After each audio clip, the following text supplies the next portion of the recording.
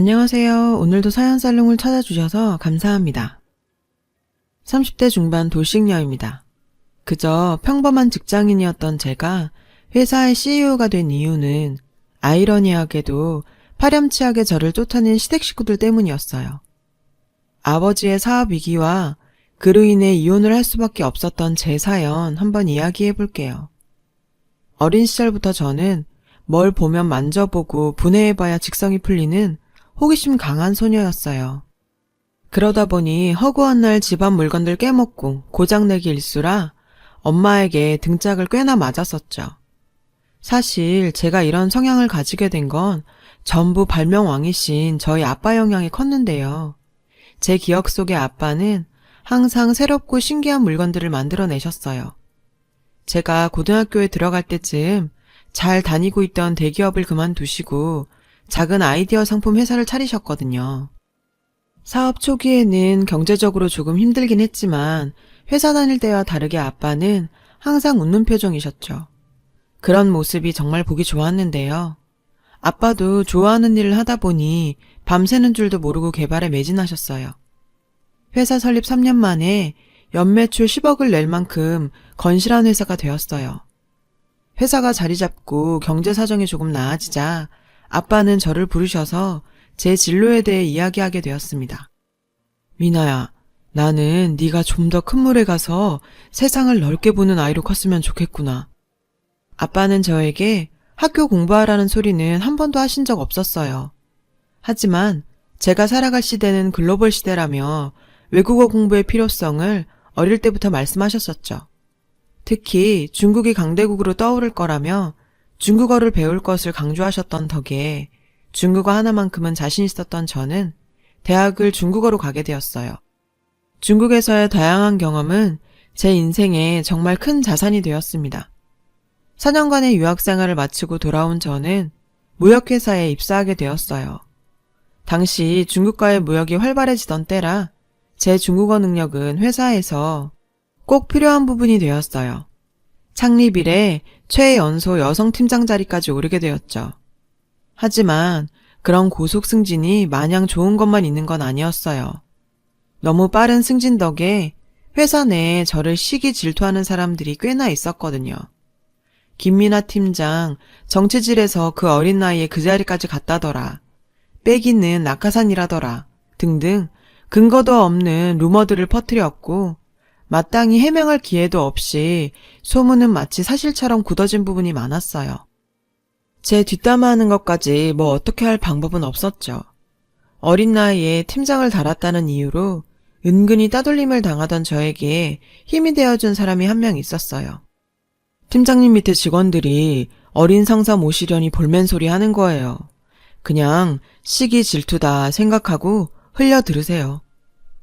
저희 팀 대리였던 그는 제가 나이 어린 팀장이지만 저를 항상 존중해줬어요. 직원들의 은근한 따돌림에 상처받을 때마다 친한 오빠처럼 저를 위로해주곤 했습니다. 그런 모습에 저도 모르게 그에게 많이 의지하게 되었는데요. 하지만 그때까진 그저 회사 동료의 관계일 뿐 어떤 사적인 감정도 없었어요. 회사에서 마련한 워크숍에서 저희 관계는 이전과는 조금 달라지게 되었어요. 워크숍 후 숙소에서 바베큐 파티를 하기 위해 마트를 가다 지갑을 놔두고 온 걸 알고 숙소로 다시 들어가는 순간 팀원들의 대화를 듣게 되었습니다. 진짜 꼴에 팀장이라고. 나이도 어린 게 팀장님 해주니까 진짜 지가 잘나서 그런 줄 아는가 봐. 낙하산 주제에. 팀장 승진 밀린 뒤로 저에게 악담만 해대던 권 과장님께서는 제 뒷담을 신나게 하고 있었죠. 다른 팀원들도 하하호호 하면서 조롱에 동참하고 있었어요. 평소 제가 뒷담화의 대상이라는 건 알고 있었지만 이렇게 직접 들으니 손발이 부들부들 떨릴 정도였죠. 쏟아지는 눈물을 꾹 참으며 지갑을 가지러 들어가려는 순간 누군가 소리를 버럭 질렀는데요. 사람 없는 데서 이렇게 뒷담화하는 거 부끄럽지 않으세요? 솔직히 말해서 김 팀장님이 능력 있고 일 열심히 하는 건 사실이잖아요. 그러니까 회사에서도 입사도 훨씬 빠른 권 과장님 제끼고 팀장으로 뽑으신 거고요. 제 말이 틀려요? 권 과장에게 팩트 폭격을 날리고 나오던 그는 얼빠진 채 문 앞에 서 있던 저를 보더니 한마디 하더라고요. 들었어요? 저런 비겁한 인간들이 하는 이야기들 그냥 무시하세요. 저를 위해 저렇게 싸워주는 남자라면 평생 믿고 살아도 되겠다는 생각이 들었어요. 그날 이후 저의 적극적인 구애로 저희는 연인관계가 되었습니다. 그렇게 6개월간의 짧은 연애를 하고 저희는 결혼하게 되었죠. 사실 결혼하기 전에 1년은 만나봐야 하지 않냐는 주변의 만류에도 불구하고 빠르게 결혼을 선택한 데는 시어머니의 영향이 컸어요. 시어머니께서는 평소 사업하는 집안과 사돈 맺는 게 소원이었다면서 상견례도 하기 전부터 저희 집에 과일 바구니를 들고 찾아오셨는데요. 어머, 사돈, 선남선녀가 만난다는데 더 미뤄서 뭐 하겠어요? 빨리 결혼시키는 게 어떠세요? 너무 적극적인 시어머니의 행동에 저희 부모님은 당황하긴 했지만 시어머니의 모습을 보니 딸이 시집살이는 안 하겠다 싶어서 결혼을 허락하시게 되었습니다. 시어머니의 친구분들 중에 사업하시는 분들이 많다 보니 늘 사업하는 집안을 부러워했다고 하더라고요. 그 때문인지 결혼 후 저희 집안 사업은 시어머니의 자랑거리가 되었죠. 동소엄마, 며느리 집 사업한다면서? 그래, 우리 사돈도 사업하셔. 우리 며느리 외동딸인데 나중에 회사 물려받지 않겠니? 친구들과 모임에서도 여지없이 저희 집안 이야기로 친구들의 부러움을 받는데 한껏 신나하셨어요. 늘 친구들 모임하면 저를 불러서 자랑하시곤 하셨죠. 가끔은 제가 민망해질 정도로 아빠나 저를 추켜 세우셔서 난감할 때도 있었지만요. 하지만 이런 행복도 그리 길게 가지는 못했어요. 결혼 후 갑자기 아빠 회사가 어려워지면서 부도 위기에 몰리게 되자 시댁 식구들의 태도가 180도 바뀌더라고요. 어떻게든 부도는 막아보겠다고 제 적금도 깨고 회사 다니면서 모아온 돈까지 보태도 택도 없었고 여기저기 손 벌리다가 결국 시부모님께도 부탁드리게 되었어요. 시어머니는 정말 야속할 정도로 냉정하게 구셨어요. 너희 아버지는 회사를 어떻게 운영하셨길래? 건실한 회사라고 해서 믿고 있었는데 이게 도대체 무슨 꼴이니? 그리고 얘야, 가족끼리는 돈 거래하는 거 아니다. 뒷일이 어떻게 될 줄 알고 돈을 빌려주니? 그리고 얼마 뒤 남편은 저에게 이혼 서류를 내밀었는데 정말 뒤통수가 얼얼해지더라고요. 우리 여기서 깔끔하게 헤어지자. 장인어른 일은 안타깝지만 결국 당신이 물려받아야 할 빚이고 나는 그거 갚을 자신이 없어. 자기야, 우리 아빠 그렇게 쉽게 무너지실 분 아니야. 회사 정리하면 빚이란 게 생길 이유도 없고 말이야. 이렇게 어려울 때 당신까지 왜 이래. 가족이면 힘들 때 옆에 있어줘야 하는 거잖아. 안 그래도 머리가 복잡해 죽을 지경이었는데 남편이 이혼 통보는 저를 무너지게 만들었습니다. 뒤이은 시어머니의 잔인한 진심을 듣고 나니 이혼하지 않을 수가 없었어요. 얘야, 물 빠지는 난파선에 함께 타고 있자는 건 너무한 거 아니니?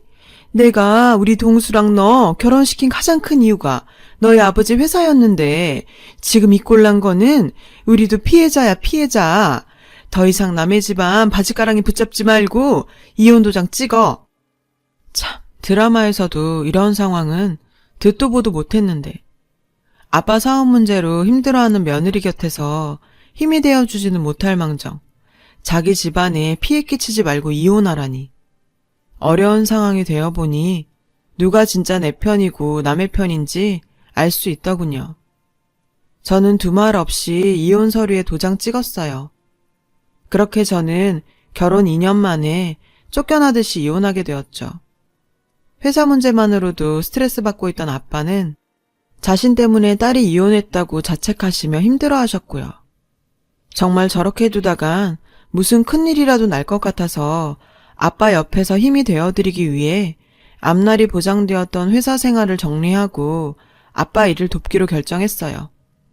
퇴사 이후 아빠 옆에서 일을 시작했습니다. 어찌어찌 부도 위기는 넘겼지만 정말 막막하기 그지없었어요. 경영위기를 겪으면서 회사 이미지도 엉망이 되고 거래처들도 다 등을 돌린 상황에서 창고에 재고만 쌓여가고 있는 상황이었죠. 정말 한숨도 못 자고 몇 날 며칠을 고민한 끝에 중국 유학 시절 알고 지내던 친구에게 조언을 얻어 중국 거래 사이트에 저희 물건을 올려보기 시작했습니다. 하지만 기대와 다르게 하루에 주문이 한 건도 안 들어온 날이 더 많을 정도였어요. 아빠도 점점 지쳐가고 가치가 더 떨어지기 전에 회사라도 정리해야 되는 게 아니냐는 말이 나올 때쯤 기적 같은 일이 벌어지기 시작했는데요. 미나야, 이게 무슨 일이니? 주문이. 흥분된 아빠의 목소리에 눈 비비면서 휴대폰을 본 순간 저는 정말 기절할 뻔했어요. 주문 건수가 5,000건? 이게 무슨 전산 오류라도 생긴 건가 싶었어요. 컴퓨터를 확인한 결과 정말 5,000건의 주문이 들어와 있었고 실시간으로도 계속 주문이 들어오고 있었죠. 자초지종을 알아보니 중국에서 인기 있는 SNS 스타가 한류 덕에 저희 제품을 소개한 것이었어요. 광고비 한 푼 안 쓰고 중국 전역에 알려지게 되었는데 정말 사람 인생 운칠기삼이라더니 창고에 가득 쌓여있던 재고는 3일도 안 되는 시간에 동이 나버렸습니다. 저희 공장 생산력으로는 도저히 감당하기 어려울 만큼 주문이 밀려들었어요. 이런 천재일우의 기회를 놓치고 싶지 않았던 저는 아빠와 고민 끝에 현지에서 직접 생산할 공장을 섭외하기 위해서 중국으로 날아갔어요. 한국도 아닌 중국에서 갑작스럽게 공장을 섭외하는 건 쉬운 일이 아니었지만 저는 중국에서 관 씨가 얼마나 대단한 힘을 가진지 알고 있었죠. 대학 동기부터 모임하던 친구들에게까지 연락을 싹 돌렸습니다. 친구들이 정말 자기 일처럼 도와준 덕분에 적당한 단가에 생산해줄 공장을 섭외하였고 본격적으로 생산을 시작했어요. 그 결과는 그야말로 대박이었어요. 정말 중국의 14억 인구의 힘은 대단하다는 걸 또 한 번 느끼게 되었던 것이 아빠 회사가 최전성기에 벌던 1년 매출을 한 달이면 벌 만큼 중국에서 큰 성공을 거두게 되었어요. 연 매출 100억을 찍는 날 아빠께서 본인은 제품 개발에만 힘쓰겠다며 회사 경영을 저에게 물려주셨고 저는 33살의 나이로 회사 CEO가 되었는데요. CEO가 된 후 제 삶은 1년의 반 이상은 중국에서 보낼 만큼 바쁜 생활을 했어요. 어느 날 아버지 생신에 맞춰서 한국으로 돌아온 저는 선물을 사러 백화점을 들렀는데 익숙한 누군가가 저를 부르더군요. 너 혹시 미나니? 어머, 오랜만이구나. 돌아본 그곳엔 전 시어머니와 젊은 여성분 한 분이 서 있었어요. 아, 네, 오랜만이네요. 너는 아무리 전 시어미라고 해도 그런 떨떠름한 태도는 뭐니? 행색을 보아하니 너희 아버지 회사 망하고 고생 좀 한 것 같구나. 인사해라. 이번에 동수랑 재혼하게 될 내 새며느리다. 제가 공항에서 바로 나와서 추리링에 모자 푹 눌러 쓰고 갔었거든요. 저를 위아래로 훑어보더니 기어코 악담 한마디 하시는 거예요. 왜 전남편 재혼 상대까지 인사를 시키는 건지. 저런 인간 더 이상 상대하기 싫어서 무시하고 지나가려는데 둘이서 저를 보면서 낄낄대면서 웃는 모습을 보니 참을 수가 없더라고요.